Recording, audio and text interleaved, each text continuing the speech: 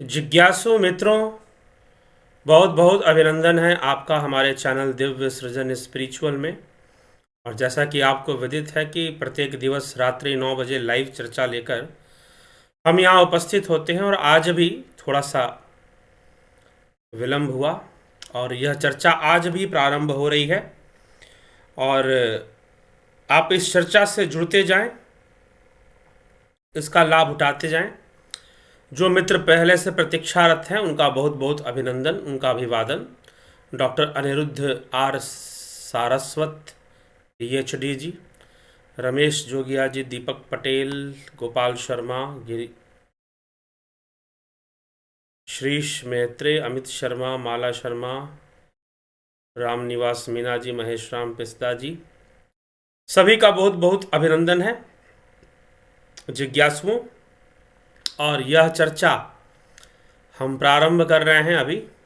आज का जो विषय है, कठोपनिषद से आत्मा रथ का स्वामी है, बुद्धि उस रथ का सारथी है, और यह रथ कौन है? यह शरीर ही यह रथ है। तो ऐसी ही चर्चा मिलती है, तो उसी पर हम आज चर्चा प्रारंभ करेंगे। और कठोपनिषद का प्रथम अध्याय तृतीय वल्ली पर हम चर्चा करेंगे। तो द्वितीय वल्ली में हमने जीवात्मा और आत्मा के स्वरूप को अलग अलग बताया गया है। उसमें उसकी विशेषता ये है कि जीवात्मा आत्मा का अलग अलग स्वरूप बताया गया है। आत्मा के स्वरूप को विस्तार से बताने का प्रयास किया गया है कि ना तो वह बुद्धि से जानी जा सकती है, ना प्रवचन से, ना बहुत सुनने से। नैमात्मा प्रवचनेन लभ्यो न मिथ्या न बहुना श्रुतीन, इस प्रकार से वर्णन हमने सुन पाए। और वह आत्मा महान से भी महान, सूक्ष्म से भी सूक्ष्म है, इंद्रियों के परे, तर्कों के परे। ये सब बातें द्वितीय अध्याय में निहित है। अब आगे तृतीय वल्ली में कुछ और रहस्यमयी बातें आगे बढ़ते हुए हैं। क्या कहा जा रहा है? जैसा कि अगर हम पिछले श्लोक में जाएं, द्वितीय वल्ली के आखिरी श्लोक में, तो वहां पर बताया गया कि जिस आत्मा को ब्राह्मण या क्षत्रिय दोनों ही प्राणी मात्र जो है उस सबका भोजन बन जाता है, अर्थात सबको वो खाने वाला है। वो काल रूप में वह सारे जंतुओं को, सारे जीवों को भक्षण करने वाला है। तो इस प्रकार से बताया गया था। लेकिन कैसे मनुष्य इस संसार में स्वयं को किस प्रकार से सही स्थिति में रख पाए, कहाँ रख पाए, कैसे उसकी स्थिति सही रहे, इस पर ये चर्चा हम आज देखेंगे। संभवतः निश्चित ही आप मेरी आवाज को साफ साफ सुन पा रहे होंगे। और अगर कोई दिक्कत हो आवाज सुनने में तो कृपया कमेंट करके बता दें कि हाँ, आवाज साफ से नहीं आ रही है। कभी कभी मुझको भी इस बात का डाउट रहता है कि कहीं आवाज में कोई साउंड में कोई समस्या तो नहीं, कभी स्पष्ट नहीं होता। तो चलिए, स्पष्ट है, ठीक है, आगे बढ़ते हैं और चर्चा को बढ़ाते हैं। तो कठोपनिषद के तृतीय वल्ली के प्रथम श्लोक में क्या कहा जा रहा है? ऋतं पिबन्तौ सुकृतस्य लोके गुहां प्रविष्टौ परमे परार्धे छाया तपौ ब्रह्मविदो वदन्ति पंचाग्नयो ये च तृणाचिकेताः। अर्थात शुभ कर्मों के फल स्वरूप मनुष्य शरीर में रहने वाला जो जीव है, उसके हृदय गुहा में परमे परार्धे, वह परम पुरुष, वह आत्मा, वह जो परम पर ब्रह्म कहिए, उससे परमात्मा कहिए, परमे परार्धे, वह गुह्याम प्रविष्टौ, वह कहाँ छुपा हुआ है? गुहा में। गोपनीय रूप से वह जीव के हृदय आकाश में ही छुपा हुआ है। गोपनीय रूप से वह जीव के भीतर ही हृदय गुहा में ही छुपा हुआ, इसलिए कहा जा रहा है। तो परम परार्धे गुहाम प्रविष्टौ, ठीक। ऋतम पिबन्तौ, सत्य का पान करने वाले जो लोग हैं। ऋतम मतलब जो ज्ञान है, ऋतम मतलब आत्मा ही है अपने आप में, जो उस आत्मा को जानने वाले हैं। ऋतंभरा प्रज्ञा, वह प्रज्ञा जो सत्य को जानती है, जो सत्य का साक्षात्कार करती है। तो ऋतम, और सत्य क्या है? आत्मा ही सत्य है। इसलिए निश्चय जो आत्मानंद में रहने वाले हैं उन्हीं के लिए कहा जा रहा है ऋतम पिबंतौ, सत्य का पान करने वाले दो हैं, छाया तपौ, छाया और धूप की भांति परस्पर भिन्न हैं। ठीक, यह बात ब्रह्मविद ब्रह्मवेता ज्ञानी पुरुष कहते हैं, तथा ब्रह्मविद वदंती च ये त्रिनाचिकेता, 3 बार नाचिकेत अग्नि का चयन कर लेने वाले पंचाग्नेय, पंचाग्नि संपन्न गृहस्थ, वे भी यह बात कहते हैं, वह भी यह बात करते हैं। ठीक, क्या बात करते हैं? कि सुकृतस्य लोके, शुभ कर्मों के फल स्वरूप जो लोक प्राप्त होता है वह परम लोक है, वह परम प्रार्धे, और जो गुहाम प्रविष्ठाम, एक तो यह है कि जो हमारे ही चिदाकाश में रहता है।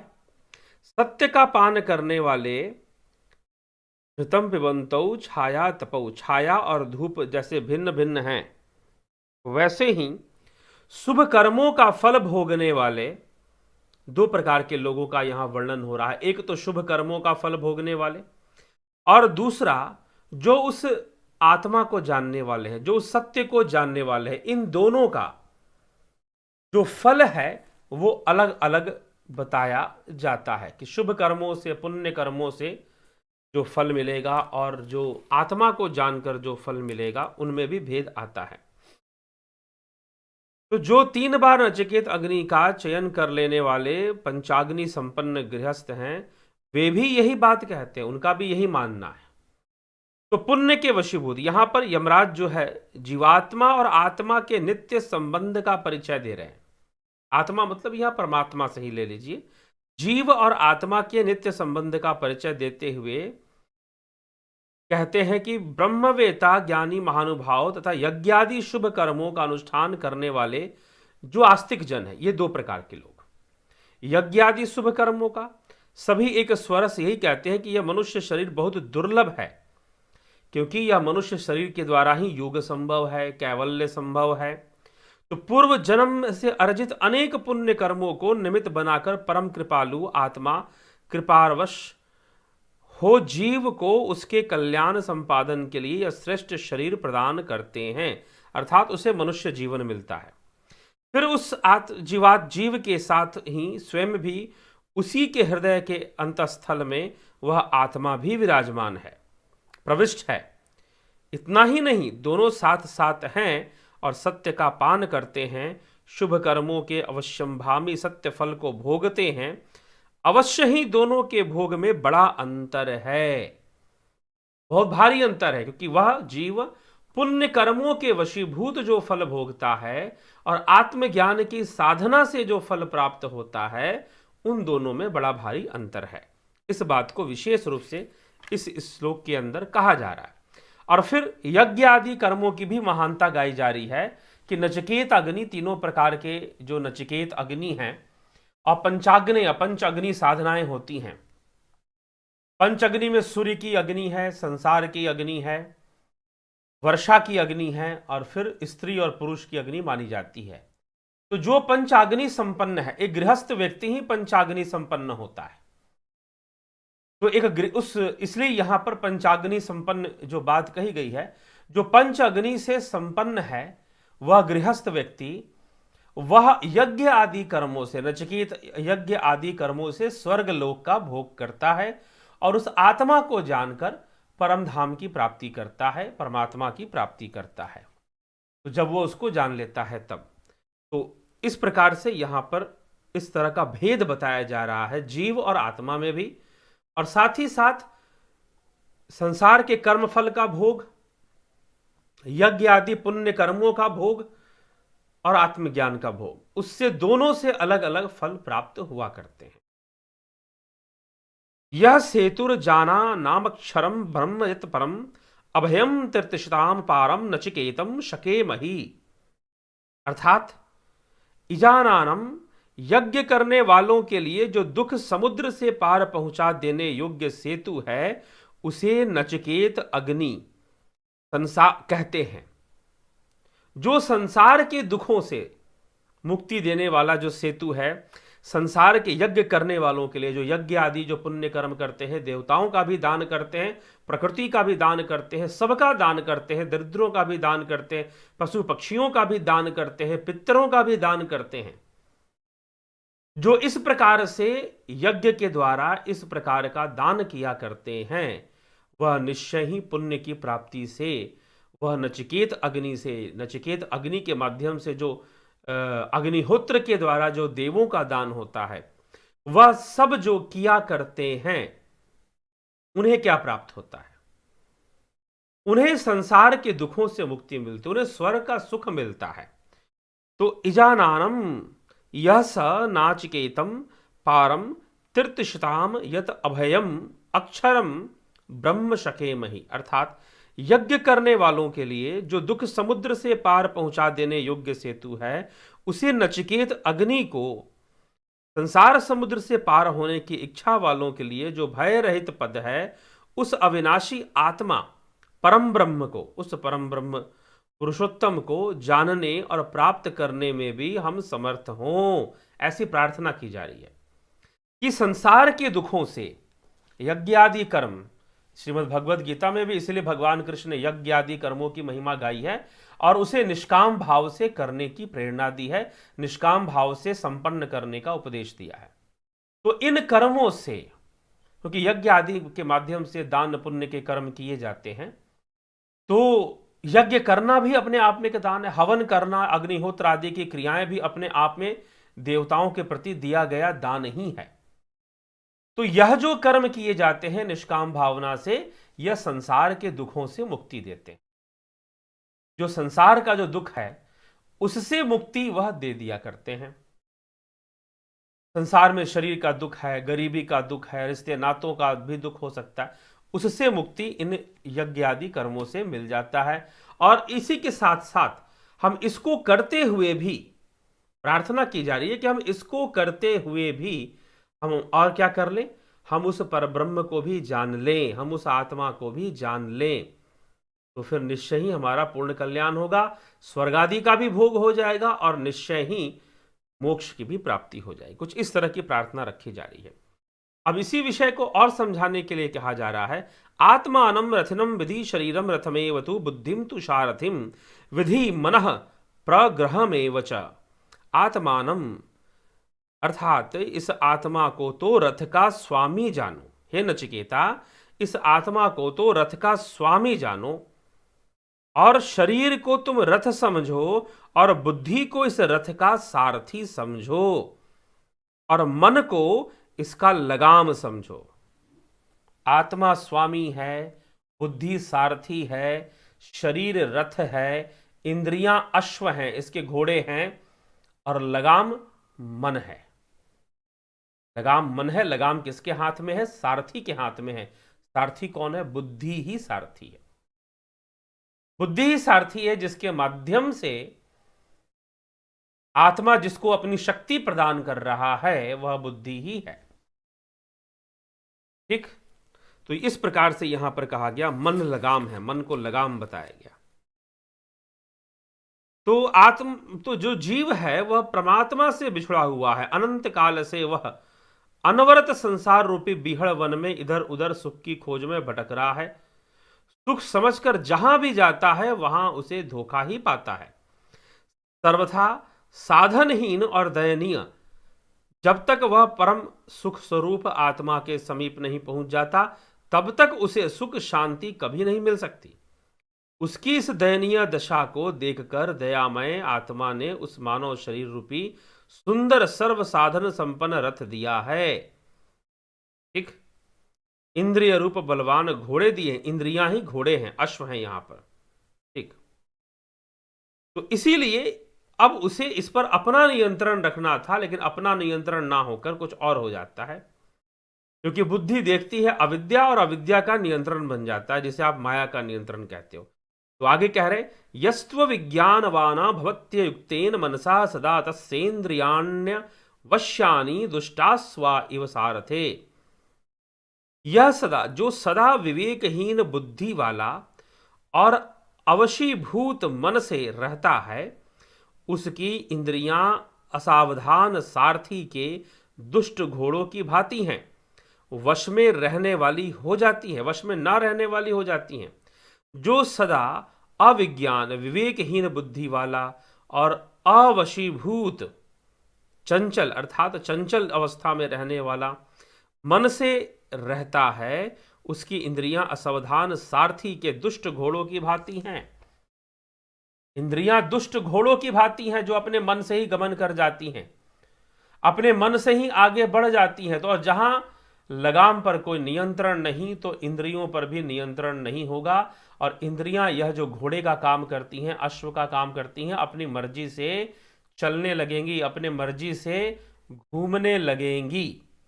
यह यहां पर समस्या है। तो फिर क्या होगा? पतन होगा, उस जीव का पतन होगा, भटकाव होगा। लंबे समय तक वो रथ को लेकर ऐसे ही भटकता रहेगा। वास्तव में जो उसे प्राप्त होना था वह उसे कदापि प्राप्त भी ना हो पाएगा, ऐसी स्थिति उसकी बन जाएगी। ठीक है, तो कहा जा रहा है यस्त्व विज्ञानवान भवितुक्तेन मनसा सदा तस्येन्द्रियाण्य वश्यानि दुष्टास्वा इव सारथे। जो सदा विवेकहीन बुद्धि वाला और अवशीबुद्ध चंचल मन से उसकी जो इंद्रियां हैं वह दुष्ट घोड़ों के समान है।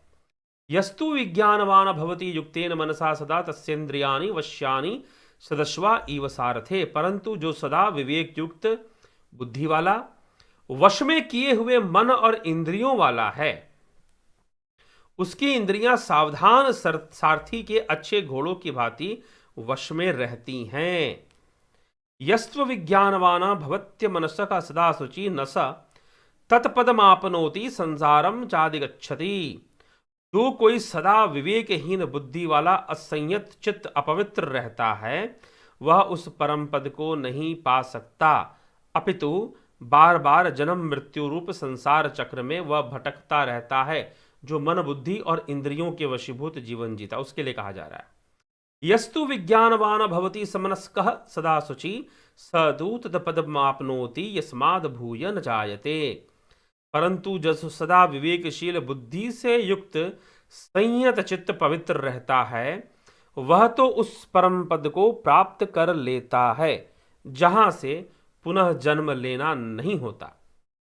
ठीक, तो जो इंद्रियों को संयम कर चुका है, जो लगाम को भी अपने कंट्रोल में रखा हुआ है, जिसका सारथी भी आज्ञा का पालन करता है, नियंत्रण में रहता है, तो निश्चय ही वह परम पद को प्राप्त करता है, ऐसा समझाया जा रहा है।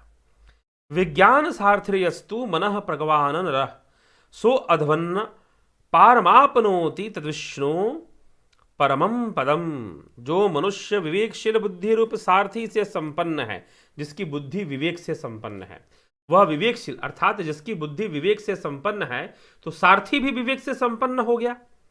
मन रूप लगाम को वश में रखने वाला वह संसार मार्ग के पार पहुंचकर सर्वव्यापी परब्रह्म पुरुषोत्तम भगवान के उस सुप्रसिद्ध परम पद को प्राप्त हो जाता है।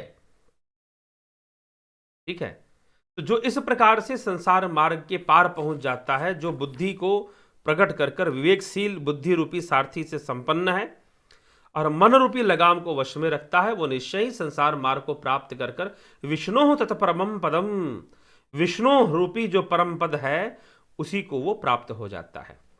तो इस प्रकार से मित्रों कठोर उपनिषद में शरीर पहले तो बताया गया कि शुभ कर्म और आत्मा को जानने का फल और शुभ कर्मों का फल अलग अलग है। पहले श्लोक में क्या कहा गया, 9 श्लोकों को हमने आज सुना। तो प्रथम श्लोक में, तृतीय वल्ली के प्रथम श्लोक में समझाया गया कि शुभ कर्मों का फल, यज्ञ आदि जो दान किए जाते हैं उनका फल और आत्मा को जान लेने का जो फल है वह अलग अलग है, वो भिन्न भिन्न है। ठीक, तो आत्मा को जानने का फल और शुभ कर्मों का फल, यज्ञ आदि जो हम कर्म करते हैं उनका जो फल है और आत्मा, इसमें भिन्नता है। परंतु ये प्रार्थना की जा रही है कि इस संसार में तो हमें रहना ही है शरीर के अंदर, तो फिर यज्ञ करते हुए ही शरीर में रहा जाए, शुभ कर्मों को करते हुए ही इस देह में रहा जाए और साथ ही साथ साधना भी की जाए। साधना भी की जाए, ध्यान भी किया जाए और अपने मन को उस ध्यान में, आत्मा के चिंतन में, निधि ध्यासन आदि क्रियाओं में अपने मन को समर्पित कर दिया जाए, अपने मन को लगा दिया जाए। तो इस प्रकार से लगाने की बात यहां पर कही जा रही है। तो जो अब देखिए, एक है ना, किसी ने बड़ा सुंदर कहा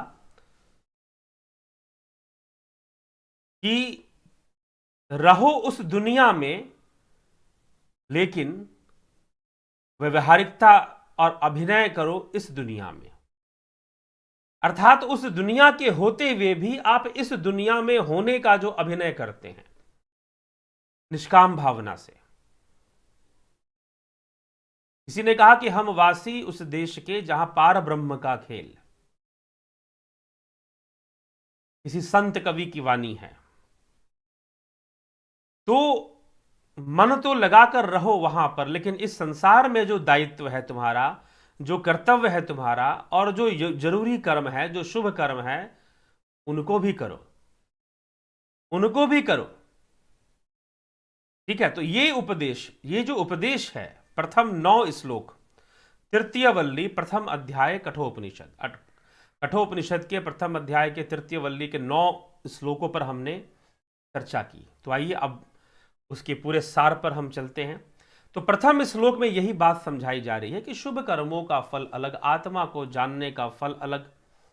तो जो गृहस्थ पंच अग्नि संपन्न है, पंच अग्नि संपन्न होते हुए जो शुभ कर्मों के कर्ता हैं, वह प्रार्थना करें कि उन्हें आत्मज्ञान भी हो। और ऐसे भी गृहस्थ हैं जो राजा जनक जैसे गृहस्थ, जो कि शुभ कर्म, यज्ञ आदि जो अनुष्ठान है, दान पुण्य जो कर्म है, उनको करते हुए भी आत्मा में ही स्थित रहते हैं, स्थित प्रज्ञ अवस्था में ही बने रहते हैं।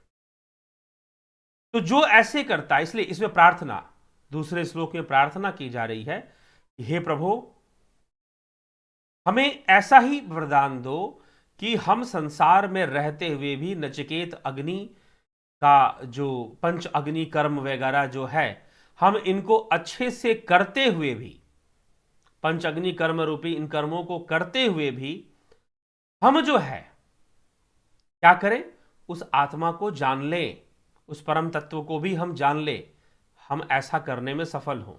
ऐसे ही प्रार्थना की जा रही है। फिर उसके बाद समझाया जा रहा है कि आत्मा किस प्रकार से विराजमान है। तो आत्मा स्वयं स्वामी है इस रथ का, लेकिन इस रथ को चलाने वाला कौन है? वह बुद्धि है, वह बुद्धि है। अब आपको थोड़ी बात समझ में आएगी कि 9वें अध्याय श्रीमद् भगवद गीता 9वें अध्याय में भगवान कृष्ण जो कहते हैं, मया अध्यक्षेन, मेरे अध्यक्षता में यह जो प्रकृति है सृष्टि करती है। तो रथ को हाँकने वाला कौन है? रथ को दिशा देने वाला कौन है? कौन है? बुद्धि रूपी सारथी है। लेकिन उस बुद्धि रूपी सारथी को काम करने के लिए जो आज्ञा प्राप्त है, चलो वहां पर एक इससे जोड़कर समझाने की कोशिश की गई है, लेकिन आत्मा का सकाश प्राप्त है जिससे कि वो कार्यरत है। अगर वो भी प्राप्त ना हो तो कोई कार्य उसके पास रहेगा ही नहीं, बुद्धि के पास। तो शरीर रूपी रथ का इंद्रियां घोड़े हैं, मन लगाम है, बुद्धि सारथी है, और आत्मा उसका स्वामी है, उस रथ का स्वामी आत्मा है। इस प्रकार से फिर आगे के श्लोकों में तथ्यों को रखा जा रहा है। तो ये तथ्य सर्व रख दिया गया कि आत्मा स्वामी है, बुद्धि सारथी है, मन लगाम है, इंद्रियां घोड़े हैं, और यह संपूर्ण शरीर अपने आप में एक रथ है। सूक्ष्म शरीर की ही बात कर लीजिए, यह अपने आप में रथ है, क्योंकि सूक्ष्म शरीर ही स्थूल को धारण करने वाला है। ठीक। तो यह बात यहां पर स्पष्ट हो रही है। तो अब जिनकी विवेक बुद्धि जागृत नहीं है, जिनके घोड़े मन मर्जी से घूमने वाले हैं, इंद्रियां मन मर्जी अर्थात जो अनियंत्रित लगाम है, बुद्धि रूपी सारथी ने लगाम ढीला कर रखा है, ध्यान नहीं दे रखा, वो खुद ही अविद्या में खोया हुआ है। तो वह जो बुद्धि रूपी सारथी है, वह उस रथ को भटकाता रहेगा, भटकाता रहेगा, भटकाता रहेगा, 84 लाख योनियों के चक्कर में भटकाता रहेगा। लेकिन अगर उसकी बुद्धि जागृत हो गई जागृत अवस्था में वो आ गया, अवेकनिंग हो गई, सेल्फ अवेकनिंग, तो वह जान जाएगा कि मुझे तो आत्मा की ओर बढ़ना चाहिए, उस आत्मा की प्राप्ति और उस आत्मा की ओर बढ़ने में ही मेरा लाभ है, वो जान जाएगा। तो ये जानने की आवश्यकता है, जिसकी बुद्धि जागृत होगी, जिसका विवेक जागृत हो गया, नहीं तो वो भटकता रहेगा, घूमता रहेगा, और जो जान गया वो कभी भटकेगा नहीं, वह कभी घूमेगा नहीं, यह उसकी विशेषता है। तो जिज्ञासुओं यही बात यहां समझ लेना है अच्छे से कि बुद्धि रूपी सारथी, आत्मा रूपी, आत्मा स्वामी है इस रथ का, जीवन रूपी रथ की बात चल रही है। मन लगाम है और इंद्रियां, इंद्रियां क्या है? मन तो लगाम है, इंद्रियां घोड़े हैं इस रथ के। तो इस प्रकार से ये बात समझाने की, और फिर जिसका मन, जिसके घोड़े अच्छे हैं, इंद्रियां नियंत्रण में हैं, स्वार्थी नहीं है, और बुद्धि भी, जो सारथी है वह भी अपने आप को,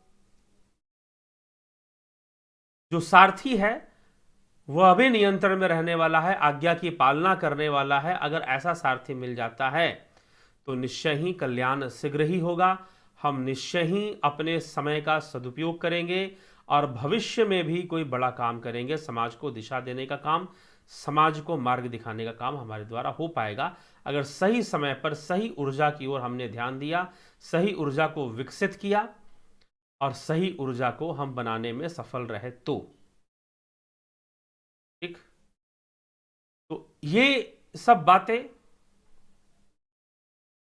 कुछ हैं जो कि समझनी चाहिए इस अध्याय के अंतर्गत मित्रों। तो ज्ञान की बात है, और जो बुद्धि को अपने नियंत्रण में, तो मन भी नियंत्रण में, विचार नियंत्रण में, तो विचारों से बुद्धि, मन और सब के सब नियंत्रण में आ जाया करते हैं।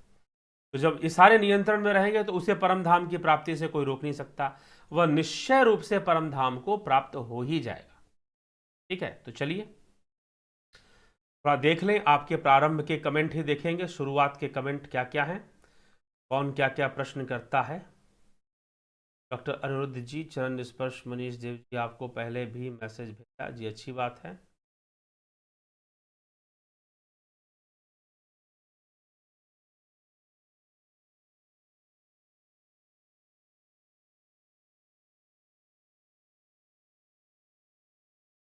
हम्म,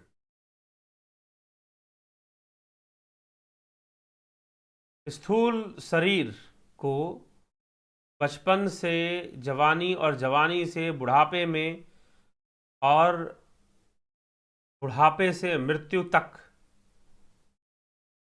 पहुंच जाता है, हमें कोई प्रयास नहीं करना पड़ता है, तो क्या सूक्ष्म शरीर भी कभी बूढ़ा होता है? ना, सूक्ष्म शरीर बूढ़ा नहीं होता, लेकिन स्थूल शरीर के बुढ़ापे को आसक्तिवश वो स्वीकार कर लेता है। ओम नमः गुरु जी, हमारा रथ रूपी शरीर को परमात्मा की शरण में ले जाने के सदा कैसे प्रयास करें? अभ्यासरत रहिए, भगवान कृष्ण ने यही कहा है। सशरीरी इंसान अगर किसी को नुकसान पहुंचाता है तो उसे कानून से दंड देकर समाधान मिल सकता है, मगर कोई अगर सूक्ष्म बाधा करता है, किसी को नुकसान पहुंचाए, तब क्या उसे भी दंड मिलेगा?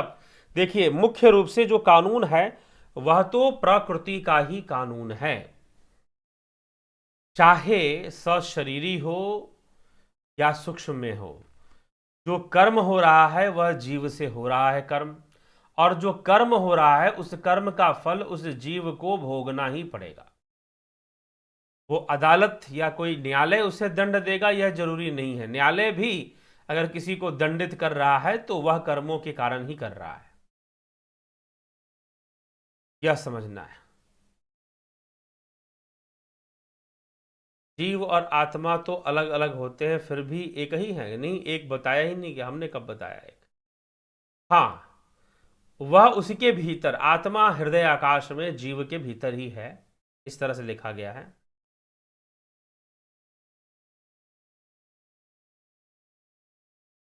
जय Bharat, meditation is the only way to calm down. Yes, जीव के नाश के बाद क्या पुण्य जीव का जन्म होता है? जीव का नाश नहीं, शरीर का नाश होता है।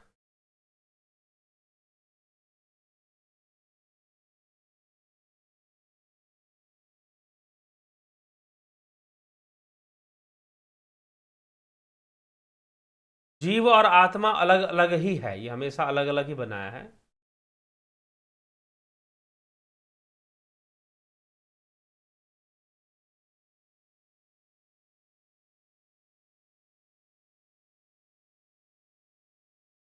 चलिए, ट्रेमेंडस sermons are taking by you today. I learned a lot of. Very nice. Most welcome to you in our channel.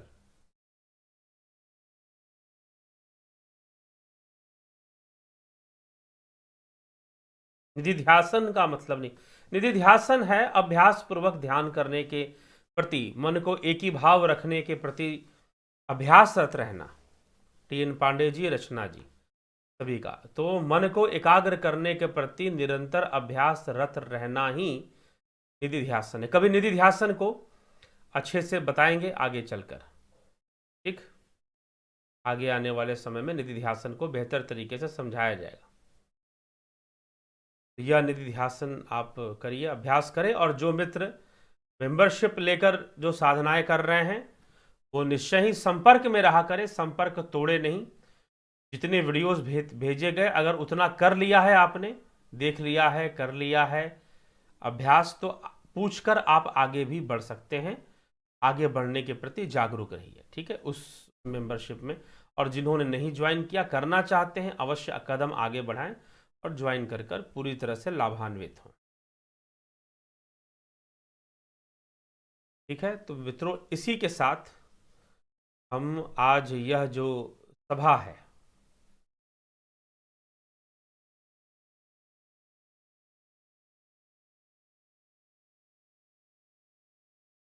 आज की इस सभा को यहाँ विराम देंगे और कल फिर से कठोपनिषद के नए विषयों पर चर्चा लेकर उपस्थित होंगे।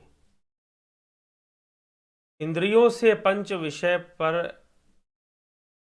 है, विषयों से मन, मन से बुद्धि, बुद्धि से आत्मा और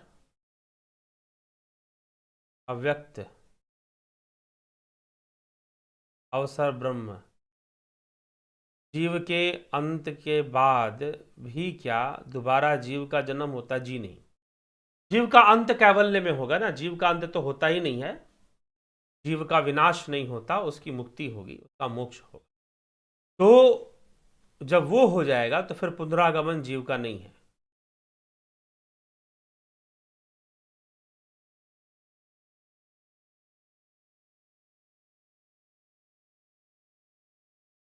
पुरुषोत्तम से परे कोई नहीं है, यही पराकाष्ठा है, यही श्रेष्ठ प्राप्ति है। जी हाँ। चलिए, ठीक है मित्रों, इसी के साथ यहाँ पर विराम देते हैं और आप जुड़े रहें, बने रहें। चैनल को सब्सक्राइब, शेयर भी जरूर करें। बहुत बहुत आभार जुड़े रहने और बने रहने।